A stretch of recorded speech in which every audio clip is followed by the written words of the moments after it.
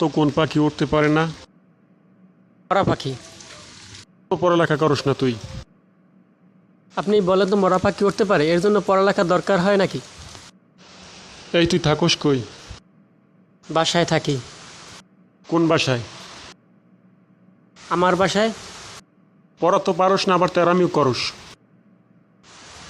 কোন পড়া পারিনি আমি, ধরেন তো।